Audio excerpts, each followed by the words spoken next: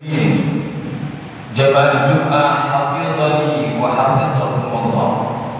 Marilah kita senantiasa selalu berusaha semaksimal mungkin untuk menjadi orang-orang yang bertakwa. Marilah kita selalu berusaha semaksimal mungkin untuk mengerjakan perintahnya Allah Subhanahu wa ta'ala dan menjauhi segala yang telah dilarang oleh Allah Subhanahu wa ta'ala. Karena kunci dari kita hidup di dunia bahagia, lebih-lebih kelak di akhirat adalah ketika kita taat kepada Allah. Ketika kita taat kepada perintahnya Allah, dan ketika kita betul-betul telah berusaha untuk meninggalkan segala sesuatu yang telah dilarang oleh Allah Subhanahu wa ta'ala. Dan orang yang bertakwa itu, segala urusan kita pasti akan dipermudah oleh Allah Subhanahu wa ta'ala. Kalau kita memang ingin dimudahkan ketika kita berada di dunia, segala urusan kita dipermudah oleh Allah Subhanahu wa ta'ala, ingat, kita harus menjadi orang yang bertakwa. Seperti di siang ini Allah Subhanahu wa ta'ala memerintahkan kita, Allah Subhanahu wa ta'ala memanggil kita, seruan agar kita salat Jumat. Hendaknya kita bergegas.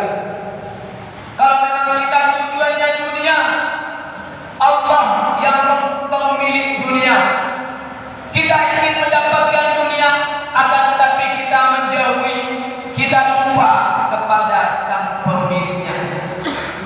Ma'asyiral muslimin, hafizani wa hafizakumullah.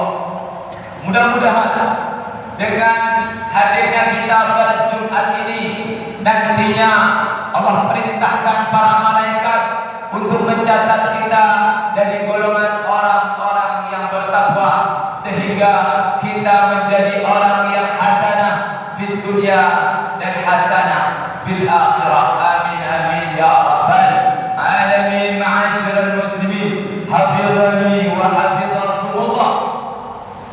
Kanjeng kita Nabi besar Muhammad sallallahu alaihi wasallam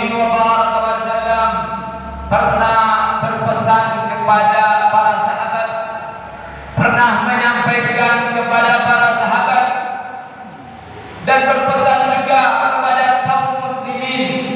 Apa pesan beliau? Agar menggunakan 5 perkara sebelum datangnya 5 perkara yang lain. Ihtanim khamsan qabla khamsin. Kata Rasulullah sallallahu alaihi wasallam, gunakan 5 perkara ini dengan semaksimal mungkin, dengan betul-betul, sebelum datang perkara 5 yang lain.